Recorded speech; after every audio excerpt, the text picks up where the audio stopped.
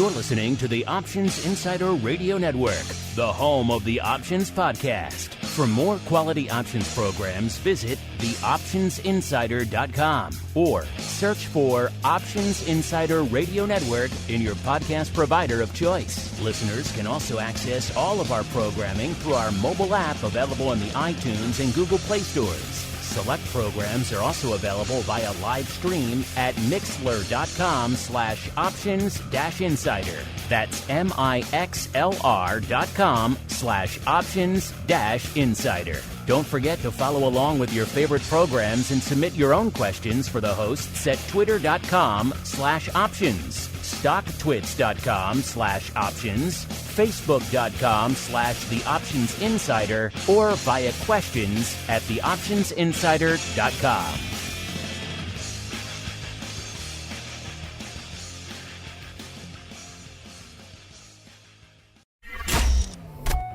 Bitcoin, Ether, Solana, Doge, and more. Cryptocurrencies and digital assets are taking the financial world by storm. This exploding market provides everything a savvy trader needs: volatility, volume, and liquidity, provided you know how to find it. That's where we come in. Welcome to the Crypto Rundown. Each week, we'll break down the latest trading activity, trends, and developments throughout the world's leading crypto derivatives markets. If it's moving the crypto markets, then you'll find it on the Crypto Rundown. The Crypto Rundown is brought to you by Amber Data. If you're entering the digital asset class, you'll need access to granular on-chain and market data from multiple venues to power research, trading, risk management, and compliance. Amber Data delivers comprehensive data and insights into blockchain networks, crypto markets, and decentralized finance, empowering financial institutions to apply traditional finance methods to digital assets. Amber Data eliminates the infrastructure setup, integration challenges, and maintenance headaches to access digital asset data, reducing cost and time to market to enter the digital asset class. Learn more and download their digital asset data guide at www.amberdata.io. Now it's time to dive into the exploding world of crypto derivatives. It's time for the Crypto Rundown. All right, everybody. That music means we are back for the first time here in the new year of 2023 with the Crypto Rundown, the program here on the Options Insider Radio Network, where we go above and beyond, move a little bit farther past our traditional stomping grounds of your Apple and your Tesla and your SPY and your VIX options, and go a little bit further afield, see what's going on out there in Bitcoin, ETH, other major crypto assets. Going to talk about the skew, the volatility, the open interest, unusual activity, a whole bunch more than that. My name, of course, Mark Longo from theoptionsinsider.com, as well as, of course, from the aforementioned Options Insider Radio Network. Right off the bat, I want to thank all of you out there who helped contribute to making 2022 just a record year by just about every way you could slice it here on the network. And we've been doing this for a while. This January marks our 16th anniversary. Yes, it's hard to sometimes say that out loud. It sounds crazy, but we have been doing this for quite some time. Kicked off with the first Options podcast way back in January of 2007, and lo and behold, it has grown and evolved into this entire network that runs the gamut of many different assets, including crypto. So thanks to all of you out there who've taken the time to listen and, of course, rate and review over the course of last year. It really does help all the new folks who are continuing to discover the network and indeed the program every month. And of course, if you folks want to go above and beyond, it's not enough to have the nearly dozen programs we're coming out with on the network all the time. You want more in your lives. You want the exclusive pro podcast feed. You want, of course, live access to this and everything else we do on the network. Great giveaways and a whole bunch more. Theoptionsinsider.com/pro is the place to go to access all of that as we kick off the new year with our first crypto hot seats for 2023. Forget about cold storage. It's time to turn up the heat on thought leaders from the world of cryptocurrencies and digital assets. It's time to take their place on the Crypto Hot Seat. All right, everyone. Welcome to the Crypto Hot Seat segment, the portion of the show where we welcome on guests from throughout the world of crypto derivatives and indeed beyond, and proceed to pick their brains for the benefit of you, the listener. And today's guest is a newcomer to the program and indeed to the network. We thought, why not kick off the new year with a brand spanking new guest? We are joined now in the hot seat by Mr. Christoph Gugelmann, the founder and CEO over there at Tradeteq. Christoph, welcome to the crypto hot seat. I'm here. Sorry, Mark. There we I don't go. know what happened. We lost Happy you. New Year. The magic of beaming technology all the way across the pond. Sometimes things don't work. You think by 2023 we'd have mastered such things as this. But you know what? Sometimes that happens. Well, Christoph, welcome to the Crypto Rundown program and indeed to the Crypto Hot Seat. You have pride of place. You are our first guest for the new year here, sir. So welcome to the show and indeed to the network. Thank you so much for having me. And Christoph, as we are wont to do with all of our first timers here on the network, why don't you go ahead and give our audience a bit of an overview of your background in the crypto space, as well as what the heck it is you folks do over there at Tradeteq. Yeah, with pleasure. So what Tradeteq does is it transforms private debt and real assets into securities in a really traditional form and allows institutional investors to automate their workflow processes and interact with asset sellers. So in a way, this is just traditionally, where Tradeteq came from, it's doing something very traditional. And because private debt, such as infrastructure lending, trade finance, mortgages, consumer lending, etc., very often needs that repackaging. We also, in 2022, we morphed into also a tokenization as a service infrastructure. And we are allowing to repackage these private debt and real assets also into tokens. A very fun, a very hot, a very contentious area of the crypto space these days, tokenization, a lot to unpack there. Let's start with the process. This is intriguing area of the space, bringing in your case, private debt, but you have expanded it now. You can bring on pretty much any real assets you want. How does this process work? Someone comes to you, let's say they have debt they want to offer on your marketplace. How does this whole process work, Christoph? Yeah. So if you are a bank seller, for example, let's assume you have, 100,000 invoices, and these invoices continue to revolve. They're no longer it's no longer the same portfolio next morning because, always invoices pay back, and then there's a new set of invoices coming into play. So what you need is a way to extract these instruments from a bank balance sheet. You need the full workflow process, and then you need a repackaging infrastructure that allows to bundle and pool, these instruments such that they then can be tokenized or securitized if you go down the traditional route. And Tradeteq is pretty much agnostic. Obviously, we are very excited about tokenization because we believe that this will be the future for many reasons. But still, we have to appreciate that most institutional investors are still very much, in the securitization space. But the underlying processes will not change in what we provide today. And what's the turnaround time if I approach you and want to bring, let's say in your example, these invoices and bring them onto your marketplace? How long does that typically take to get them up and available on your marketplace? Yeah, so what we do is we are onboarding asset sellers, and then we get them trading ready. So that means we make sure that they have all the KYC, AML, and all the onboarding done with the various service providers that are required.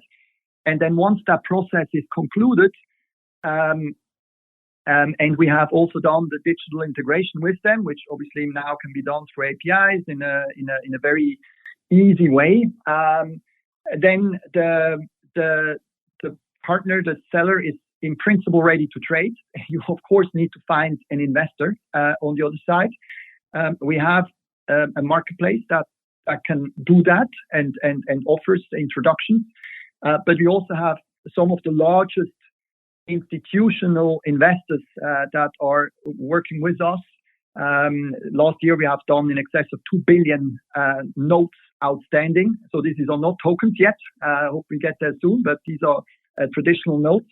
And And then once the two sides kind of connect and they negotiated the transaction over our platform, then everything thereafter can happen within 24 hours. And then once the token or the note is issued, the underlying instruments, they just kind of like auto revolve based on the instructions that both sides have agreed.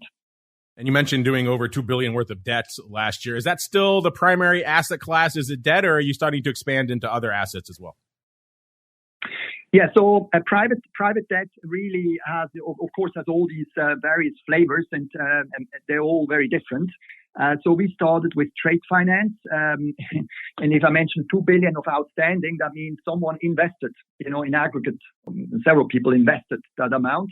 Obviously, the underlying instruments in trade finance are very short term, so they kept revolving. So we processed more than 30 billion of underlying instruments that revolved within those 2 billion. But then we have already done some infrastructure financing. We have done also direct lending transactions, and we are really now focusing on providing a holistic private debt infrastructure. We have done also natural resources. So we repackage natural resources directly. So it's a really flexible way of delivering these assets, and we are transforming them from something which is very hard, to transfer. They're barely tradable into something which becomes highly tradable and very standardized on the other end.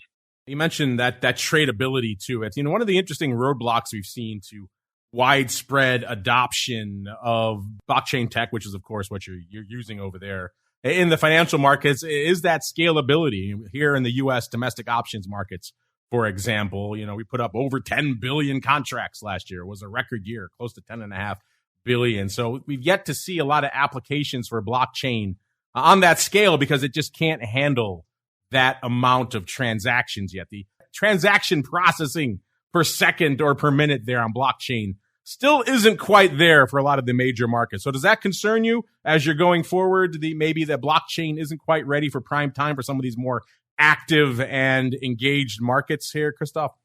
Yeah, I mean, scalability is obviously is key, and always keep in mind, we had various, kind of amounts of, but up to 2 trillion or whatever of crypto. But the real financial markets, the size of the market is so many times larger. I think there is 450 trillion worth of financial assets out there that could, in principle, be tokenized. And I think if something kind of start to move, and I will tell you in a second why and when I think it will start to move in the regulated space, then I think it could go very quickly, and the scalability is definitely an important issue. Also, I think the chains, there is larger and smaller chains, the interoperability. There's still a lot, to be developed. But by and large, I think the roadblock that we had in the last 2 or 3 years was around regulation. It was uncertain, what counts as a security and what counts as a utility token, and how these other tokens kind of classified. And the MiCA rules in Europe have created a lot of clarity around this. I think in the US, even out, it's anyway a security. So for securities, that works in principle. But the challenge now is the secondary market. You wouldn't want to hold an infrastructure token that you cannot sell for the next 17 years, right? Regardless of what I'm going to promise you in terms of yield, you want to be able to sell that in a secondary market. And there are still some challenges that need to be overcome. I think they're all addressed. Many markets have also put the right frameworks now in place. But by and large, you need to be able to have a secondary infrastructure that can also clear away from the traditional clearing systems, because the traditional clearing systems, such as the central security depositories, they obviously being made redundant through smart contracts. You don't need them anymore. But since the credit crisis in 2007-8, that's what the market essentially has decided need to happen. And now we are creating those areas where suddenly there are sandboxes that arise and exceptions that are made such that smart contracts actually can replace these traditional old clunky central security depository infrastructures. Well, it's interesting you bring up regulation. That's the other roadblock I was going to bring up as well. Obviously, whenever you mention tokenization of anything, the regulators start peeking in, and it has been a bit of a dicey prospect here in the U.S. You kind of mentioned a little bit more clarity over there in Europe. So it sounds like you're not too concerned going forward about the regulators smiling on the tokenization process going forward, Christoph? Yeah, I think it's absolutely unavoidable because it's the tokens provide huge value. 24/7 clearing, fractional ownership, democratization to access. It's something that you could not get through the more traditional clearing systems. Right? So if you take any one of the big clearing systems today, who has access to them? Not you and me, but maybe one of the largest funds will have access through their banks. And those, that hurdle is quite substantial. So smart contracts can provide something incredibly valuable. And I think there's just no way, this is not going to happen. It just makes so much sense. It saves costs. It creates real-time processes. It creates transparency. And I'm very convinced that we are heading quite quickly into that world where securities start to become tokenized, better accessible, where we build secondary exchanges. They are there, but they still have quite low volume at this point. I think that's starting to increase as we have more clarity around, the elimination of these clunky, old clearing systems that we currently have. I like your optimism, Christoph. I hope you're correct. I hope you are correct. I'm cheering for you here. Me too. But other obstacles that have kind of popped up recently, very recently, of course, obviously you guys over there at Tradeteq are trying to get a lot of institutional clients to come on board and utilize your marketplace and offer their trade finance and their debt as products on your marketplace, and kind of embracing this underpinning crypto technology, aka blockchain, to power this going forward. But of course, post FTX, we've seen a lot of people recoil a little bit from anything crypto related, including the technology. I'm curious, from your perspective in the last couple of months, what kind of feedback have you been seeing? Are you seeing maybe institutional customers, are they a little bit more reticent to adopt this technology in the wake of the fiasco that has been FTX, Christoph? Yeah, absolutely. And every new innovation has to go through different phases. And I think it wasn't different, in anything else. Human mankind has invented things blow up. But I think you're absolutely correct. So the security tokens, the regulated security tokens, is a security. It's just delivered in a different form. But it doesn't quite attract yet the pure crypto investors that obviously were used to fantastic returns that haven't really proven always right, particularly in recent days. And then on the other hand side, you have the more traditional investors, and they're not quite, kind of ready to experiment with different clearing systems. So this, I think, is the challenge. But I think it's unavoidable. And once a critical mass of investors start to understand that there is no freebie, right? There is no, you can't just have a risk-free 20% if you pay on your mortgage on the other hand side 4%. Doesn't make sense, where is the rest coming from? So as kind of like the market, I think, gets used to more realistic returns and maybe less speculation, or also start to understand the risk with the speculation, I think that more people will come in and they're going to actually be happy with maybe 8%, 10%, in an infrastructure project, delivered in a token. And I'm quite sure, 2023 could be the year where we see much more happening in this space. Obviously, you're clearly focused right now on bringing those institutional investors and asset owners onto your platform going forward. But we obviously have a lot of active retail in our audience as well. Is the plan going forward to maybe expand the platform so that some point down the road you have enough liquid products available there so even our active retail listeners can come in and sign up and maybe make an account at Tradeteq, and maybe they want to buy a token on some corporate debt? Is that going to be the plan as well, to expand it to all comers there, Christoph? Yeah, absolutely. Look, we have last year, we have made a test balloon with a kind of like a token that is called Tradeteq token. And that is issued under a prospectus in Europe, retail prospectus. So anyone who wants, kind of invest $100 upwards can participate in a diversified and insured trade finance portfolio. That is the first, that hasn't really been available. So far, you have to come with 5 million, 10 million as an institutional investor. It's actually, we have already done that. I think the one challenge I would mention to this is because it's more regulated, and in absence of having these large secondary trading venues where you already have, I don't know, hundreds of thousands or whatever different investment opportunities. If for every single opportunity you have to go through an onboarding, which costs you $40, $50, then it's quite a challenge, to invest in, spend $50 to invest in $100, where you're not going to make more than maybe 5 to 10% of return. So I think that's still a bit the bottleneck, but I think we're getting there. The US exchanges, they slowly grow. There's a lot of exciting stuff coming on there, and I'm pretty convinced. We'll see exchanges with a few hundred different investment opportunities. You onboard once, and then you can purchase as much as you want. Yeah, and Christoph, I like your optimism. It sounds like a fun future. I like it. Well, Christoph, I appreciate you joining us here for our inaugural Crypto Hot Seat segment for the new year of 2023. Before we go, you kind of just laid out a very optimistic roadmap and a very optimistic future. I hope it all comes to pass.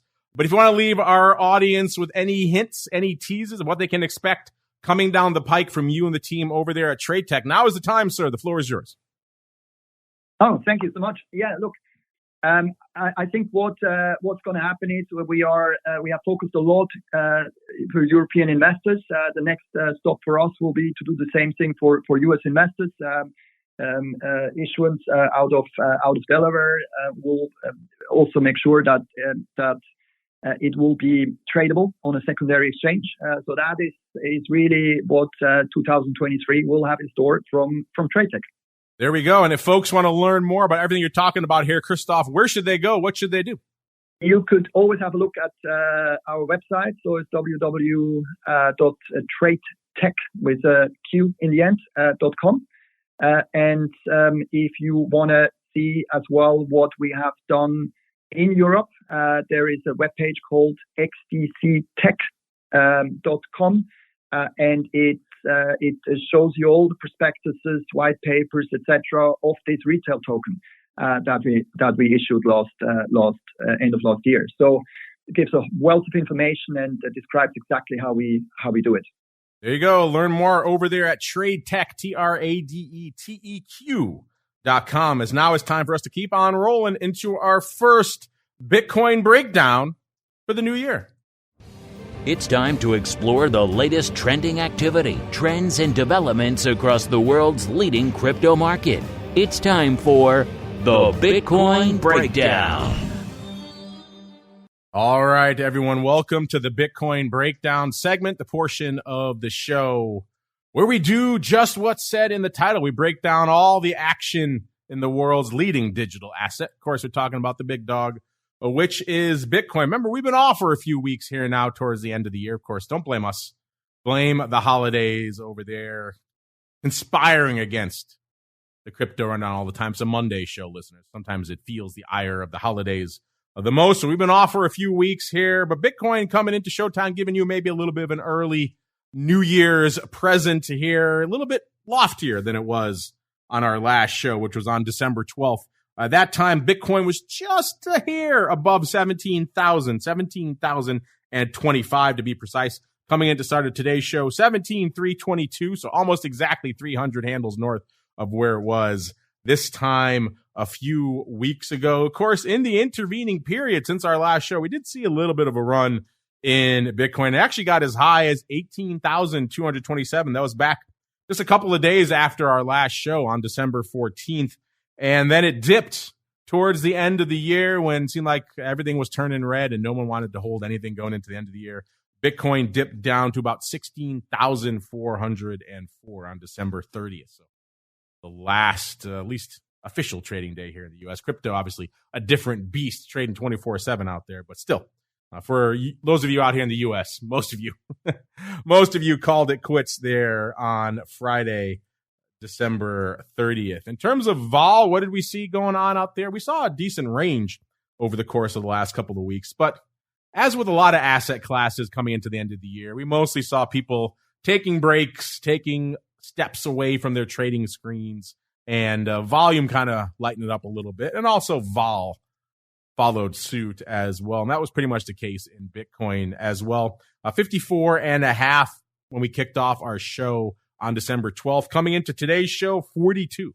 So down 12.5 points. That's a pretty big move for Bitcoin vol. It's also, if you've been following this show or just the crypto space as a whole for any length of time, that's starting to get pretty low for a Bitcoin vol perspective. This is the asset class that for years was synonymous with volatility. You mentioned Bitcoin and the next word out of your mouth was often volatility. There's shows that made running gags and punchlines about how volatile Bitcoin was at least perceived to be. Sometimes it can get up there. Usually it's not quite that high, but still frothy. A lot frothier than most of our other asset classes we talk about here on the network outside of, let's say nat gas and lumbers. By the way, if you want to break down for what were the most active, the most volatile, the biggest movers and shakers across all the asset classes, not just crypto, check out our end of year TWIFO episode where we broke down all the assets and, of course, did an interesting deep dive into correlation for Bitcoin amongst the major assets. Is Bitcoin digital gold? How does it stack up against the equities? We kind of debunked some myths over there, which is kind of fun because we didn't get a chance to do a big end of year crypto rundown show. So we kind of squeezed it in over there on the TWIFO program. So make sure you check out our end of year surprises and fun top trends and trades episode from the end of year for TWIFO. Because we do spend a lot of time talking about crypto there. That said, we'll see if we can squeeze in our schedule the next couple of weeks. So you can squeeze in a kind of best of or look back at 2022 episode for you folks as well, because you deserve one here on the crypto rundown as well. Skew wise, what's going on with the skew? It's kind of gone the way of the dodo. On our last show, it was still hanging out somewhat negative, about a -4, not quite that negative, not a -25 or anything like that. -4, just slightly negative.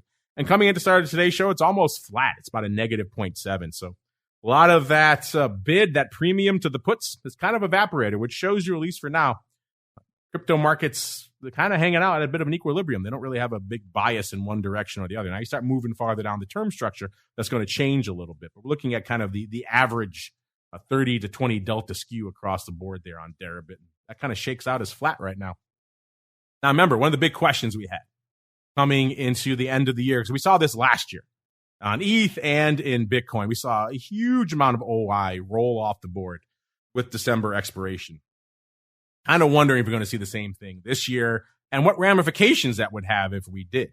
And the answer to the first part of that is yes, we saw a lot of OI roll off the board with December expiration. In fact, right now over there on Deribit, Bitcoin has always kind of hung out right around 2-to-1 calls over puts. Right now, it's almost exactly 2-to-1. It's 121,000 calls open. That's down 48,000. That's getting pretty light on Deribit. And the puts, exactly 60,000 open. That's down 32,000. So we're still pretty much at exactly 2-to-1. It is fascinating, but a lot of OI coming off the board there with December. Where did that OI come off the board? Let's find out. Let's look at the top open interest positions, the size positions that are open right now in Bitcoin options. Let's break down the top 5 of them right now. You'll see a little bit of evolution here as well. Number 5 in our top 5, we have the 21,000 strike. That's a newcomer. Haven't had that one in our top 5 in a bit. That's got 8,500 contracts. That also shows you When only 8,500 contracts is enough to break into the top 5, you know things are getting kind of seasonally light out there. Number 4, we have the 18,000 strike. So again, with 9,100 contracts open, again, that is a newcomer to the top 5. So our bottom 2 here, both newcomers here. And we're getting some shakeups at the top as well. Number 3, we have the 15,000 strike, 9,700 contracts open. That's down a whopping 2,600 contracts from our last show. So that one of our biggest losers. You'll see what our biggest loser is in a minute. Number 2, we have the 20,000 strike. That was number 1 for us for a long time. That's down to number 2 now with 10,800 contracts open. That's lost about 1,500 contracts since our last show. So a fair chunk, but not wiped off the board. It has actually been supplanted ever so briefly, ever so meagerly by the 17,000 strike. That has 10,900 contracts open. So a whopping 100 more open there. That one only lost 500 contracts since our last show, hence its ability to kind of slide up one notch above the 20,000 strikes. That's our top 5 now. Interesting bit of shakeup over there. I said we're hanging out at right about a 17,300 right now. So nice to see the at-the-money strike actually topping the list of open positions. We don't traditionally see that in crypto. We traditionally see a lot of, shall we say, outlandish stuff. And we also saw that in Bitcoin as well last time. Now a little bit of a shakeup. Most of these strikes are pretty close to the at the money. The one that was knocked out of the top 5, one of our big positions for quite a long time, kind of got cut down to size now. Got cut pretty much in half. Was the 30,000 strike. Notice you don't see that anywhere anymore. That was one of our most sizable and also most outlandish positions that was still a regular participant in our top 5 out there. That had nearly 14,000 contracts open as of our last show, 13,600. Well, no more. I got cut pretty much in half, down to 6,200. So I think we're going to see that theme across the board here. A lot of the, shall we say, optimistic, outlandish, call it what you will, far out of the money upside paper going the way of the dodo with December. And then folks, for a variety of reasons that are probably obvious to you, not exactly in a hurry to go out and reopen it yet. So 30,000 strike going the way of the dodo here. But now we got 17,000, 15,000, 18,000, 20,000, some strikes we can sink our teeth into here. It'll be interesting to see how these positions move and evolve as the year goes on. Right now, in terms of since our last show, what was the most active day we saw? And again, end of December, beginning of January, not exactly usually your most active periods on the calendar from a volume perspective. And that was the case now. The most active day we saw was actually January 6th, an inauspicious day here in the U.S. and a 2-year anniversary here. 31,600 contracts going up then. It's decent. It's actually busier than our last day we had, which was December 9th. That had 27,000 contracts. But you go back just even to November, you had 58,000 contracts, 113,000 contracts on that ignominious show we did on November 8th, right when all that FTX madness was breaking. And then, of course, even back to October, we were regularly doing 50 to 60,000 contracts. So 31,000 is not nothing, but it's also not something to really write home about. Speaking of writing home about things, you know, something we haven't been able to do for a while, if you've been listening to our TWIFO program, you know this is the case. We haven't really been able to really sing the praises or really even sink our teeth into it to any sizable degree of the paper going on out there on the CME crypto front. You know, they've been trying. They've been adding new products, trying to get more bite-sized stuff available for you folks out there. And for whatever reason, it hasn't really been resonating. You can go see this for yourselves, cmegroup.com/TWIFO, TWIFO. That's the place to go. And once you're there, just select the cryptocurrency tab from the drop downs, and you will see all that fun awaiting for you over there, such as it is right now. There were quite a few times where we saw a lot of action going up in the micro products. Certainly in the futures, they were always pretty active. And again, in the options, the big Bitcoin options started to percolate towards the end of last year. Remember, this is a product that has struggled to gain any traction for years, ever since it was listed.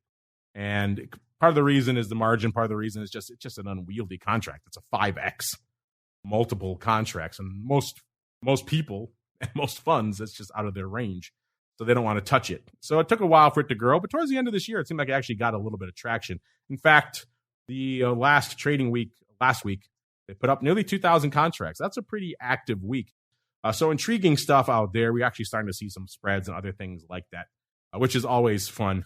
This week, obviously, starting of the week, so not a ton of paper on the tape, but still 300 contracts already just today. So There was a time not too long ago, and that was more than we would see for a couple of weeks out here. Add them all together, you wouldn't get 300 contracts. So seeing 300 contracts going up already today, including looks like 121 of the Jan 18,000 calls. Intriguing. That's actually a pretty sizable print. Looks like maybe we have a bit of a straddle going up as well. 40 times the 17,500 straddle. 40 times. So intriguing. A little bit of paper flowing in there for the beginning of this week here out there. So maybe we'll see a little bit of action out there on the big Bitcoin front. Unfortunately, not seeing the same level of interest in the micro products. You know, the products CME launched to try to get you folks, the retail folks, trading on their platform. 59 contracts last week and a whopping 46 so far today. It's looking a little bit better today, obviously, but still, again, going back to margins, one of the most frequent complaints we hear about these. Still not lighting the world on fire. Let's see what's lighting the world on fire out there in Bitto land, though, listeners, because this is a product a lot of you know and love, very near and dear to your hearts. For many of you, it's your surrogate for the crypto market in your securities account. This is the way a lot of you trade crypto and indeed options on crypto right now, because it is one of the most liquid crypto denominated names out there from an options perspective, certainly for US listeners. We were talking about Mara today on the option block. That name kind of popping up, that one and Riot back on the radar. It seems like some flashbacks to 2021 there. Those were two that were very popular in the meme stock era. But outside of those, and those are of course pre-Bitto as well, not that Bitto exists, the use case for a lot of options traders and investors as a whole as a proxy for Bitcoin is less if you can go out and buy Bitto directly. So Bitto, as of the start of the show, 1140, I was up about 40 cents. It's like it's given some of that back now. It's down to about 1088. So some of that upside, it's given up a little bit as the markets seem like they're actually, oh, wow, the broad major equity markets starting to turn red on the day. They were up 1.5% in the S&P. The Dow was up as well. Dow is now negative on the day. NASDAQ was up 2%. It's only up 0.8, actually 0.75% now. S&P is flirting with unched. Wow. So they are coming for it, hence this turn in Bitto. Bitto and obviously all the crypto space highly correlated to the major equity markets if you haven't figured that out yet. If you want to see exactly how much, go check out our TWIFO program from the end of the year last year. We break down all the cross-asset correlation. Fun stuff. Maybe we'll see if I can run those numbers for you here on the show as well to give you a sense of what's going on. Speaking of what's going on, let's see what the top positions are out here in Bitto options right now. I mentioned on our last show was the 10 strike. Everyone was fascinated and fixated on the 10 strike. The D's 10s were the sizable position. Those have obviously gone the way of the dodo now. So let's go a top 5 out here.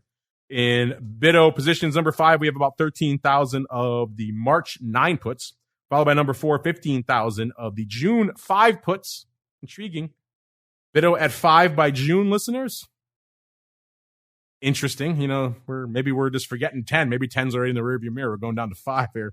Number 3, 17,000 of the Jan 9 puts. Number 2, here we go. This is what I expected. 34,000 of the Jan 10 puts. And the number 1 size position in Bitto options right now, we have the June expiring on the 30th. So not the traditional monthlies. These are in the weeklies. The end of month 8 puts, 64,000 of those. Interesting. Are you here for a little bit of a downside in Bitcoin and indeed crypto? Are you believing what a lot of the pundits are saying, that we're going to see a broad sell-off in the markets? S&P just turned red after a big rally day here. So you think maybe this is going to be the challenging period a lot of people are predicting, in which case, if that correlation holds, might see crypto dragged down with it as well. Maybe these June 8 puts will be looking good soon. I don't know. I'm curious. What are your folks thinking about Bitto right now? Are you still selling puts on the 10 strike? Or are you maybe migrating your liquidity a little bit farther down? Are you washing your hands of it completely? Hit us up.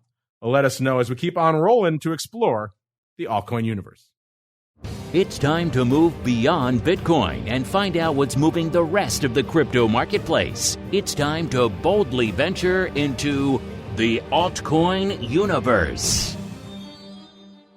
All right, listeners, let's do it. Our first foray into the altcoin universe for 2023. Let's see what it holds in store for us. Any big shakeups or surprises?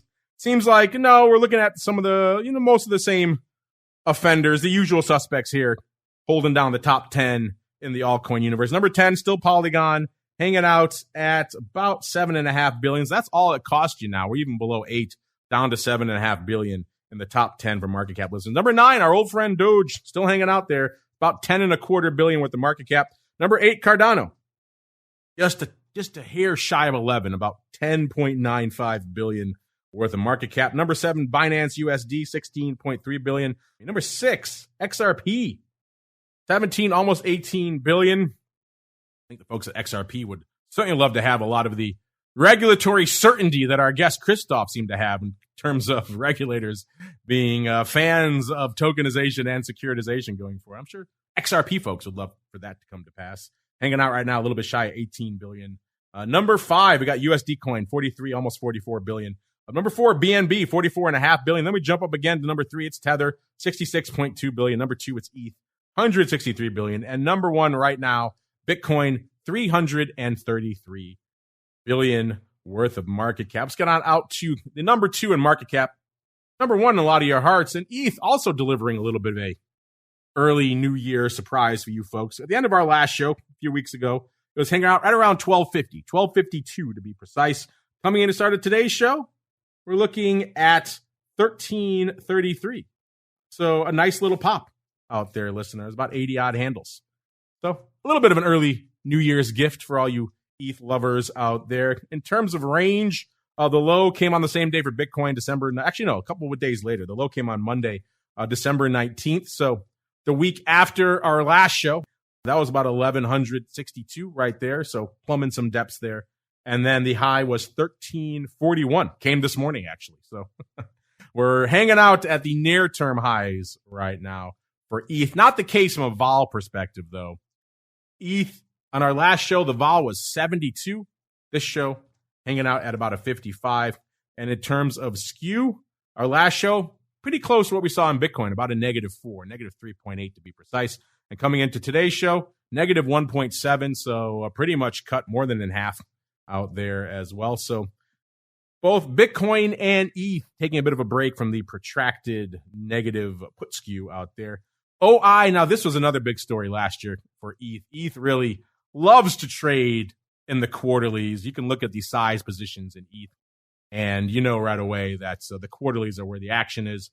That's pretty much been the case for as long as we've been really covering and running the show here, that we've seen just a ton of interest, a ton of love in the quarterlies on ETH. That's just how that product trades. So we know when December rolls off the board, it's going to hit ETH maybe even harder than it does some of the others. And that was kind of the case. We saw a ton of OI roll off the board. Almost all of it in the calls, interestingly enough. Not a ton of puts rolling off the board.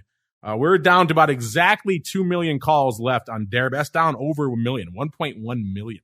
We were 3.1 million open on our last show. The puts down to 581,000. That's down not even 200,000, 178,000. So it's down substantially, but numbers-wise, can't compete with the calls out here.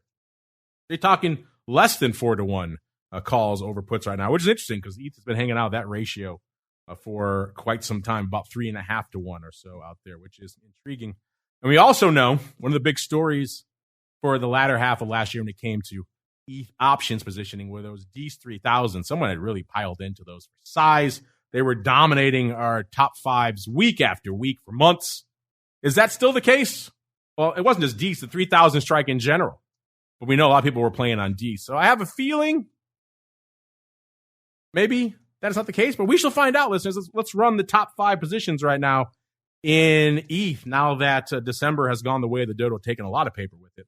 Number 5, we have the 1500 strike with 100,000 contracts. That's all it costs you to break into the top 5 in ETH right now. Exactly 100,000 contracts. That's also a newcomer to our top 5. So nice to see again. I always like when relevant strikes are trading it up out there. Number 4, right behind it, we have the 1600 strike. Also a very relevant strike. 128,000 contracts open there. That's down 50,000 from this time last show. Number 3, getting back up there again. ETH had some of the more optimistic paper of the products we cover out here in terms of strike. Number 3, we have the 3,500 strike. So those are still hanging out. 152,000 are remaining there. That's down about 29,000. Number 2, slotting in there amongst the optimistic strikes, we have the 1,800 strike. That is a newcomer to the top 5 out there. And then number 1, with a smaller bullet than last time, we have the 4,000 strike with 231,000 contracts. That's down a whopping 103,000 contract listeners from our last show. So they really came for that size out of the money paper. You notice a strike I didn't say, listeners, one of our former top strikes for months, the 3,000 strike. They really came for this one. As I mentioned, I said a lot of that 3,000 paper, that seemed like it was concentrated in December. Would they reposition there after the end of the year? And the answer so far is no. The 3,000 strike has been kicked to the curb. It is down to 53,000 contracts remaining. That's all that's left on that strike. At the end of our last show, there were 335,000 contracts open on that strike, listeners. That's down nearly 300,000, 282,000 contracts going the way of the dodo. So that 1.1 million calls that they lost there on Deribit, 282,000 of them for the D3000 alone. So there was a ton of interest in that strike. A lot of folks or a lot of funds were just piling into the 3,000. Also, clearly some 3,000, 4,000 vertical paper going up. I think the reason the 4,000s are still there, even though 100,000 have gone the way of the dodo, is that there's just not much reason to take those off at this point. Not a lot of juice left there for the squeeze, so they're going to leave them and see what happens. But the 3,000s gone the way of the dodo. Also, obviously, some of that 4,000 strike paper, longer term than December. So intriguing stuff there. We'll see how long that stuff hangs around, if some of these other more relevant strikes bubble to the surface and usurp it. But either way, that was one of the big questions I had. What is the hot strike for ETH options? And it was the 3,000 strike, and not after the end of the year. That is no longer the case. But it does seem like since our last show, one of the big hot trades, hot contract, the hot strike out there right now, maybe not what ETH fans and ETH bulls want to hear, but someone's been loading up on the June 400 puts over there on Deribit. They picked up 32,000 of them not too long ago in a handful of trades out there. Those are opening buys as well. So opening on the 400 put strike, closing or going the way of the dodo on the 3,000 strike. Maybe a bit of a sea change in sentiment out there, or maybe just a couple of trades. Maybe we're reading too much into that. But either way, interesting stuff. It will be interesting to see if we start seeing the 400 strike start making its way into the top five. Right now, there are two slightly out of the money strikes there, but that's still mostly call paper that is dominating those strikes. It'd be interesting to see if we start seeing, let's say, I don't know, the 1,000 strike or even below, some of those strikes which are clearly dominated by put paper. If those start making their way into the top five, that will certainly signal a sea change out there.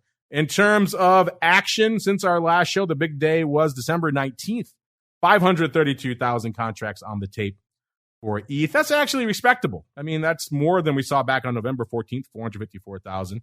It's not anywhere close to what we saw on November 8th. That was 1.2 million contracts. But then again, that was immediately in the wake of the FTX fiasco. So a lot of craziness going on there. In October, we saw 600, 700, 800,000 contract days. So we're not quite there. But again, it was December. You don't expect a ton. So given that context, that frame of reference, 532,000 contracts on December 19th. That is a respectable number. Unfortunately, we're not seeing respectable numbers out there for the CME products, at least not yet. The micro ETH, which for a little while there seemed like they were starting to gain some traction, starting to put up some numbers. So far, 85 contracts this week and a whopping 69 last week. We go out to the big dog, the newest addition to the CME crypto complex, which is, of course, ETH. That's, of course, a big multiplier as well. Last week, we saw 125 going up on the tape, and this week, whopping 31. So still waiting for these to really kick off and take a bunch of you in and really start driving some paper. Let's see if some of our other altcoin friends are driving some paper here for the first show of the new year. Solana getting a little bit of an early lift as well for you folks. 13 and about a quarter on our last show, 1658, so up about almost 340 since our last show, listeners. XRP, this one again, I'm sure they would love to have the regulatory certainty that our guest expressed today. Right now, they don't have it. So they were at 37.8 cents on our last show, 35.5 cents today, so down about 2.3 cents. But for them, good old Doge taking a break to the tune of about 1.1 cents. Litecoin, 74.81 on our last show, 82, pretty much even today, up about 7.20. Cardano, 30.3 cents on our last show, 31.6 today, so up about 1.2 cents there. Polkadot, pretty much hanging out, losing a little bit, 5.12 on our last show, 4.96 today, down a whopping 16 cents. And our old friend Shiba Inu, pretty much treading water as we head on into our first crypto questions of the new year. You've got questions about crypto. Who doesn't? It's time to find out the answers to your crypto questions. All right, everybody. It's that time of the year, listeners. It's beginning of the year. It's a time when we ask our annual sentiment polls. See how you folks are feeling on a wide variety of different market sectors. And this year, we're asking you quite simply, if you had to buy a 10% out-of-the-money call expiring at the end of the year on one of these following products/markets, which one would you choose? Gave you 4 choices. The S&P, SPX, so pretty much your broad equities, or your Bitcoin, kind of our surrogate for crypto there, WTI, so your commodities there, or VIX, volatility itself. This has been a hotly contentious one, listeners. We're coming into the final hour of the poll now, so we still have a little bit of time left. You folks listening live can still vote. You folks listening after the fact on the podcast, that will be too late. The poll will be expired by then. That's why you got to follow us over there at Options if you aren't doing so already. A lot of great content coming out there every day, including fun questions and polls that you folks can play along on. You never know. Maybe you win some fun prizes playing along with our questions. Right now, the winner in our 10% out of the money call contest is the broad equities, S&P, so your SPYs, your SPX, 42.7% of you choosing that. Then we have a tie for number 2, 24.7% each for WTI, so crude oil, and also VIX, so volatility itself. Interesting how much those two are moving in lockstep. Bringing up the rear, maybe this will be disconcerting to some of our crypto listeners, but Bitcoin, only 7.9%, which is intriguing because this asset has been extremely beaten up, more so than any of these other asset classes here on the year. So you can maybe argue it could easily do a 10% retracement pretty easily. But no love for it, only 7.9% out there. Do you agree, disagree?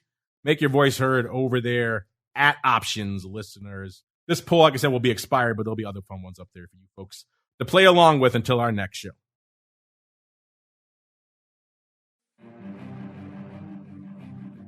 All right. That is going to do it for our inaugural crypto rundown for the year. Listeners, I want to thank our guest, Christoph Gugelmann from Tradeteq. Check them out if you want to learn more about all the developments they have going on their platform. It's Tradeteq, TEQ.com. And of course, you know where to go to kick the tires and light the fires on all the analytics we're talking about here on the show today. None other than Genesis Volatility, gvol.io, the place to go to kick the tires and light the fires. You can also follow them now under their new name of Amber Data, AMBERDATA. Make sure you guys have all new links to access that fun stuff going forward. But great analytics for you folks to sink your teeth into. All this stuff we touched on here and a whole bunch more, really just scratching the surface. Again, I want to thank all of you out there for helping to make 2022 such a record year. We're looking forward to another great year in 2023 and more great episodes of the Crypto Rundown. Stay safe out there, everybody. The Crypto Rundown is brought to you by Amber Data. If you're entering the digital asset class, you'll need access to granular on-chain and market data from multiple venues to power research, trading, risk management, and compliance. Amber Data delivers comprehensive data and insights into blockchain networks, crypto markets, and decentralized finance, empowering financial institutions to apply traditional finance methods to digital assets. Amber Data eliminates the infrastructure setup, integration challenges, and maintenance headaches to access digital asset data, reducing cost and time to market to enter the digital asset class. Learn more and download their digital asset data guide at www.amberdata.io.